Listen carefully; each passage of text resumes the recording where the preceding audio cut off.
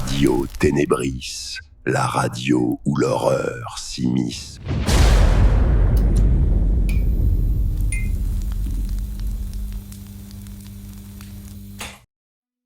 Bonjour à toutes et à tous et bienvenue sur cette toute première transmission de Radio Ténébris, ici Ovenir pour vous servir. Et vous allez le voir assez vite, j'ai un programme plutôt sympa à vous proposer pour cette première émission. Mais avant ça, évidemment, qui dit nouveau format dit petite présentation. Radio Ténébris, comme le nom peut déjà vous le suggérer, c'est une émission au format podcast radio, où je vais vous parler de sujets un petit peu souterrains, des sujets qu'on n'aborde pas forcément souvent dans les podcasts classiques. Ici, on va parler paranormal, horreur, faits criminels et théories du complot. Mais on va aussi suivre un petit peu l'actualité paranormale qu'on peut trouver en ce moment sur les réseaux. Ce sera aussi l'occasion de discuter de thèmes très différents, parfois étranges, parfois mal compris, avec des avis qui peuvent clairement diverger selon chacun. À terme, le but, ce sera bien sûr de pouvoir recevoir des invités, d'écouter leurs anecdotes s'ils en ont, et de les faire réagir à certains sujets. Et pourquoi pas, si vous êtes présent et fidèle au rendez-vous, tenter l'aventure du direct sur Twitch, pour pouvoir échanger ensemble en temps réel, ce qui pourrait être assez sympathique. Bon, pour aujourd'hui, pour cette première transmission, je vais vous parler d'un sujet que beaucoup de personnes ont déjà vécu. Parfois sans trop comprendre ce qui leur arrivait, aujourd'hui on va parler de la paralysie du sommeil. Donc pour les personnes qui me suivaient déjà depuis le début de la chaîne, vous savez, j'ai déjà fait part de mes expériences personnelles sur ce sujet. Donc là on va y revenir dessus, et pour les nouvelles personnes qui vont me découvrir avec ce nouveau format, ça va être l'occasion aussi d'en apprendre un petit peu sur moi et de pourquoi j'ai fait cette chaîne YouTube dans un premier temps. Donc voilà, on va parler paralysie du sommeil, et je vais avoir aussi un petit coup de gueule, si on peut appeler ça comme ça, sur le paranormal actuel qui circule sur internet. Donc écoutez, voilà, c'est parti, on va commencer tout de suite. Bon, on va commencer avec le petit coup de gueule, si je puis dire. En fait, en ce moment, il y a un petit truc qui me dérange vraiment aujourd'hui avec le paranormal sur internet, c'est que j'ai cette impression qu'on ne parle plus du tout de vécu, on parle de contenu. Bon, je m'explique. Avant, quelqu'un racontait une expérience paranormale et tu sentais que c'était personnel, parfois maladroit, c'est vrai, un petit peu flou, voire même incohérent, mais justement, c'était humain. Aujourd'hui, quand tu tapes paranormal sur YouTube ou sur TikTok, en fait, t'as l'impression de rentrer dans un catalogue Netflix où tout a le même format, la même musique angoissante, inquiétante tout le long, avec les mêmes réactions exagérées et cette même promesse de vérité absolue, avec des titres par exemple « Une entité me parle », etc. Bon, je vais être clair, moi le problème c'est pas qu'on mette des titres putaclic et c'est pas qu'on veuille présenter ce genre de contenu. Le problème c'est qu'en fait, il y a des gens qui vont y croire. Et ça, je vous le dis, il y a vraiment des gens qui vont regarder ce genre de vidéos et qui vont y croire. Donc voilà, c'est ça le problème, c'est qu'on joue avec la croyance des gens et qu'on la monétise. Ça devient en fait, la croyance des gens devient un produit à vendre. Parce que sur internet, ce qui marche, c'est pas le doute, c'est pas la nuance, c'est pas le je ne sais pas qui avant moi me faisait frissonner, l'envie de découvrir des choses, de chercher en fait le vrai du faux. C'est plus ça qui marche maintenant. Ce qui marche, c'est le choc, c'est le titre accrocheur, c'est le spectacle et c'est le reste jusqu'à la fin. C'est réel à 100%. Voilà quoi. Maintenant, on a tous bien compris que la plupart du contenu paranormal sur Internet, c'est 80% de musique angoissante, de montage qui te speed, qui te font peur, qui te laissent pas le temps de comprendre. Et puis 20%, c'est le travail, un petit peu de travail d'aller sur le lieu, de chercher un lieu un peu flippant entre guillemets quoi. Donc maintenant c'est ça qui est fatigant dans le paranormal. Du coup, c'est ça le problème, c'est que le paranormal c'est plus quelque chose qui est exploré, c'est quelque chose qui est exploité. On va plus te montrer une expérience, on va plutôt te vendre une émotion, un frisson rapide, consommable et monétisable. Le pire, c'est que dans le lot, il y a vraiment encore des personnes sincères qui essayent de faire du contenu réel. Des gens qui ont vécu quelque chose et qui cherchent simplement à comprendre et à le partager avec nous autres sur YouTube. Mais eux, le souci, c'est que maintenant, ils vont se retrouver noyés entre des vidéos mises en scène et des experts autoproclamés. Des gens qui te vendent des séances, des objets, des réponses, alors qu'ils ne savent pas plus que toi, en fait, ce qui se passe réellement. Bon, à un moment, faut se poser la question, quoi. Est-ce qu'on cherche encore à comprendre l'inconnu, ou est-ce qu'on cherche juste à en vivre ? Et c'est là, moi, perso, où j'ai un problème. Parce que quand tout devient trop clair, trop expliqué, trop rentable, le paranormal perd ce qui faisait sa force. Le doute, l'inconfort, le silence. Et peut-être qu'au fond, Internet n'a pas tué le paranormal. En fait, il l'a juste transformé en produit de consommation. Mais ça, franchement, ça fait peur. Et moi, je vous le dis, ça me fait chier. Vraiment, honnêtement, non mais je sais pas ce que vous en pensez vous. Hein, vous pouvez donner votre avis dans les commentaires. Je reviendrai peut-être dans la prochaine transmission sur vos commentaires. Je le ferai sans doute hein, si vous commentez. Mais ouais, moi personnellement, c'est quelque chose qui vraiment me fait chier et qui m'a presque poussé à arrêter ma chaîne YouTube. Bon voilà, petit coup de gueule étant passé, on va maintenant s'attaquer au sujet principal hein, de cette première transmission, comme j'aime l'appeler. Donc ça va être la paralysie du sommeil. Donc la paralysie du sommeil, c'est un truc qui est vraiment étrange. Parce que souvent, les gens qui en parlent ont tous l'impression d'avoir vécu quelque chose de différent. Mais quand tu écoutes bien, il y a des détails qui se ressemblent énormément quand même. Bon, en général, ça commence toujours pareil, hein. Tu te réveilles, enfin, tu crois que tu te réveilles, t'as les yeux ouverts, tu reconnais la pièce, t'entends parfois les bruits autour de toi, mais ton corps, lui, ne répond plus. Impossible de bouger, impossible de parler, et très vite, il y a cette sensation bizarre, comme si quelque chose n'allait pas, comme si tu n'étais pas vraiment seul. Beaucoup de gens décrivent une présence, pas forcément quelque chose qu'ils voient, mais plutôt quelque chose qu'ils sentent. Un poids sur la poitrine, un souffle, une impression d'être observé. Et c'est là que ça bascule. Parce que ton cerveau, à ce moment-là, il cherche une explication en fait. Et quand il n'en trouve pas, il va en créer une. Donc certains parlent d'ombre, d'autres de silhouette, parfois juste d'un regard posé quelque part dans la pièce. Et ce qui est troublant, c'est que ces récits se ressemblent. Même entre des gens qui ne se connaissent pas vraiment. Alors évidemment, il y a des explications, des mots, des mécanismes, mais même en sachant tout ça, ça n'empêche pas la peur, parce que sur le moment, ce que tu ressens, c'est réel. Enfin, la panique est réelle.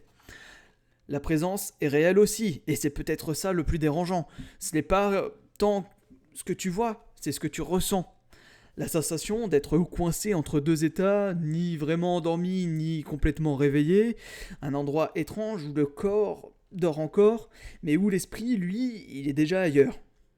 Et quand ça se termine, quand tu peux enfin bouger, respirer normalement, te lever, il reste toujours ce petit doute qui vient te chatouiller, te chatouiller le cerveau. Pas forcément sur ce que c'était, mais sur ce que ça aurait pu être.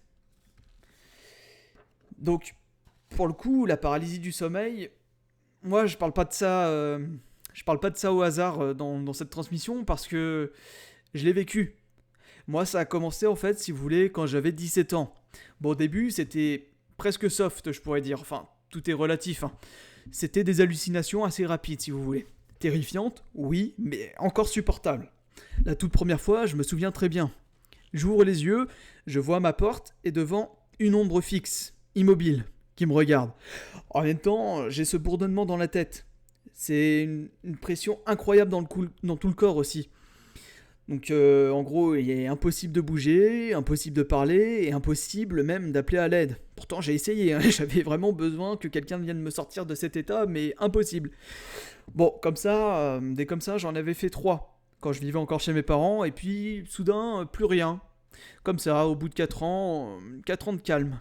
Et puis un jour, c'est revenu. Mais là, c'était beaucoup plus violent, beaucoup moins sympathique. En fait, à la reprise, c'était plus juste des ombres. C'était des apparitions carrément, et j'ose le mot, des démons. Pourquoi je dis des démons ? Parce que, en fait, au ressenti, c'était clair. Ce qui venait troubler mon sommeil n'était clairement pas là pour me dire bonne nuit ou vraiment venir me bercer. Hein. Là, c'était vraiment de la saloperie.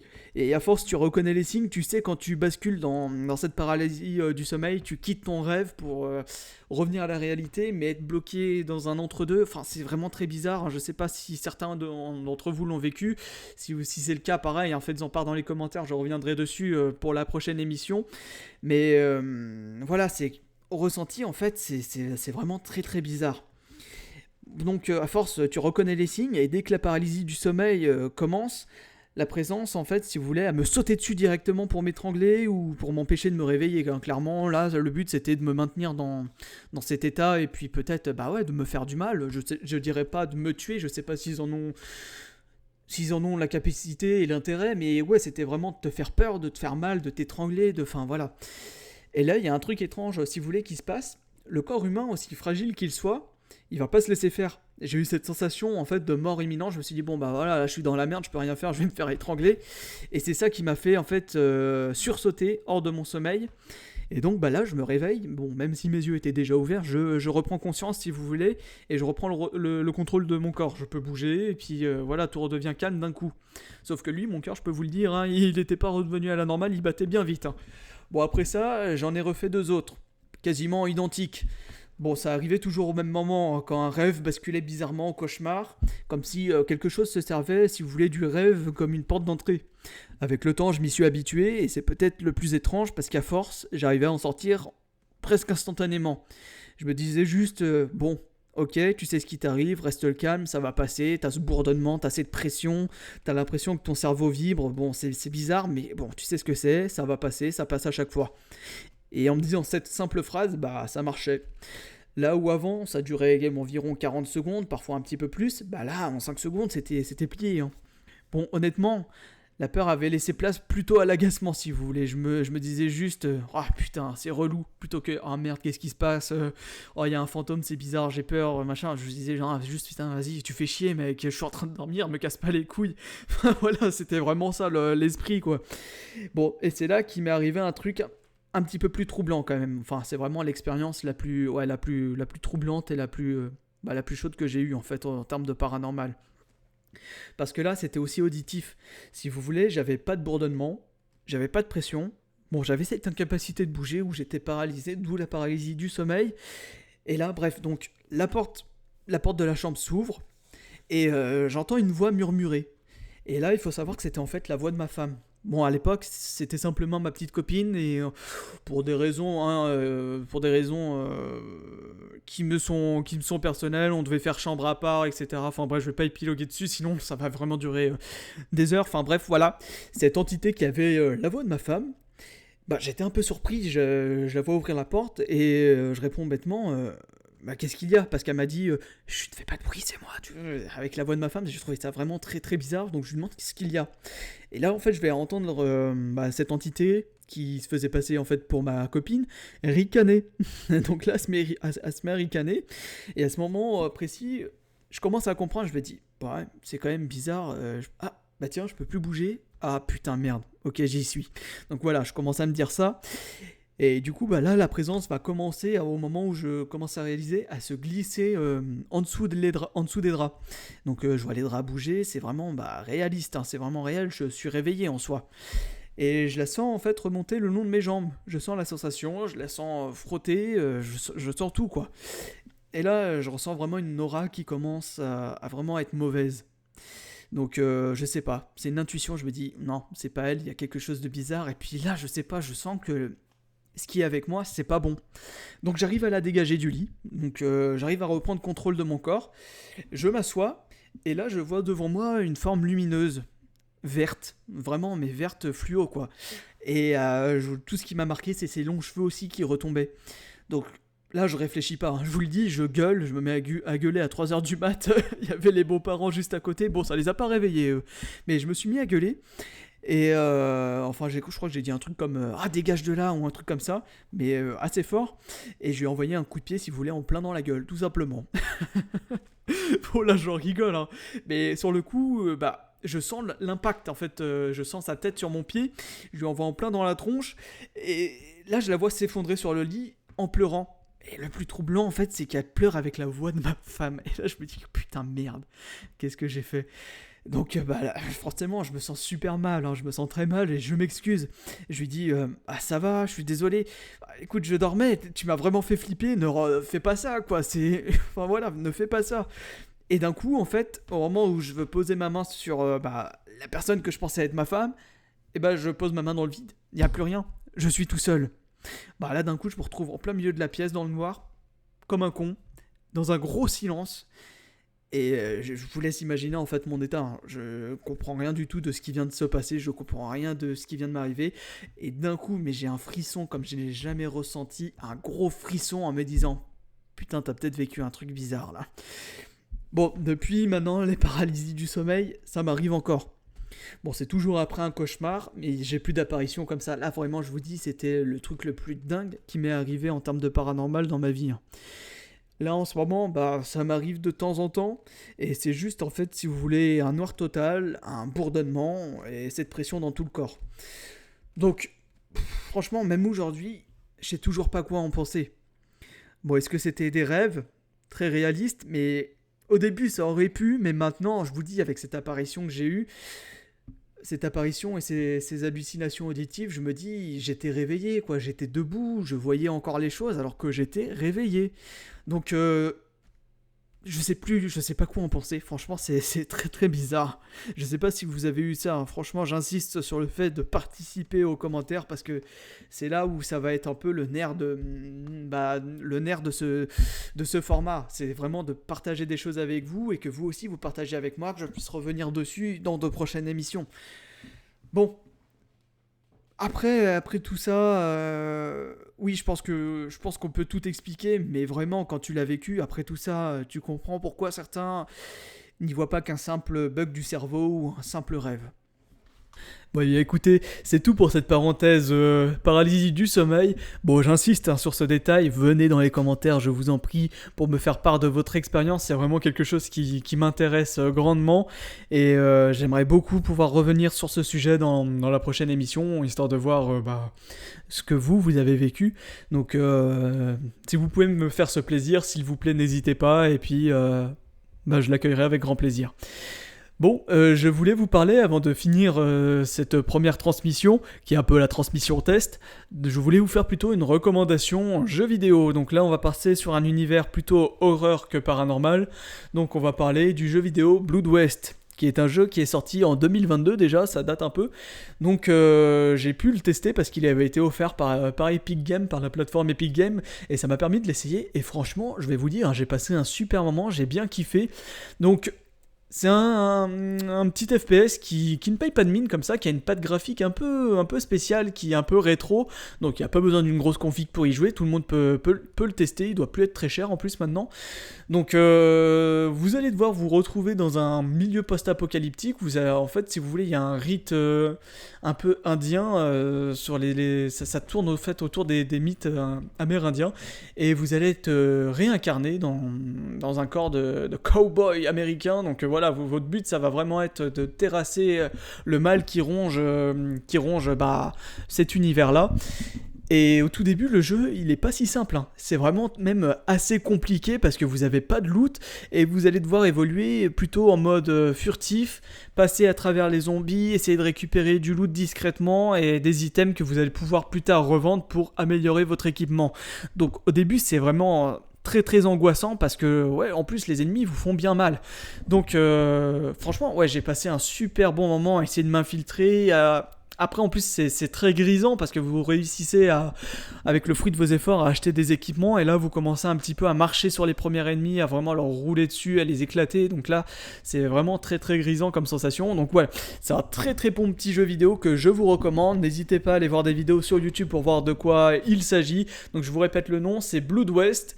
Et il y a même un petit DLC que j'ai pas encore eu le temps d'essayer et franchement, je vous le recommande, c'est vraiment très sympathique. Voilà, c'était tout pour la petite recommandation horreur, donc voilà. Bien, après cette petite recommandation, il est temps pour moi de vous quitter déjà. Donc oui, là c'est un format qui...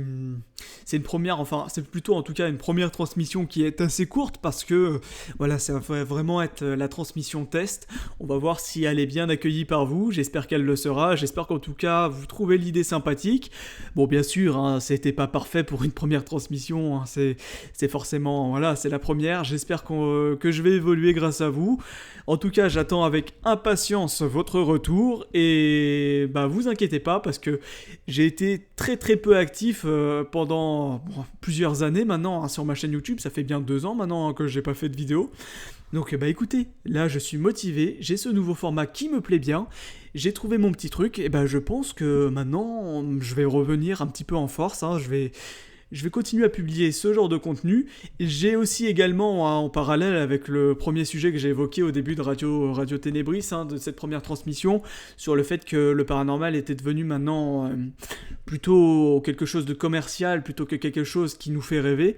Donc voilà, j'ai une grosse vidéo YouTube à rédiger que je vais bientôt sortir, j'espère, au cours de cette année, ce serait bien. Bon, normalement, il n'y a pas de raison, mais c'est vrai que vu ma vie professionnelle en ce moment qui est très très très chaude, qui demande beaucoup beaucoup de temps, ça va être pas pour tout de suite, ça c'est clair, mais voilà, peut-être dans 2 mois, ça peut se jouer.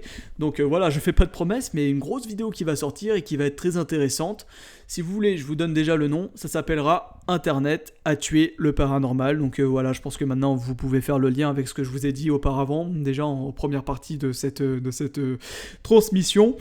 Bon, bah écoutez mes amis, moi je vous dis à bientôt, j'attends votre retour, et puis à bientôt, tout simplement.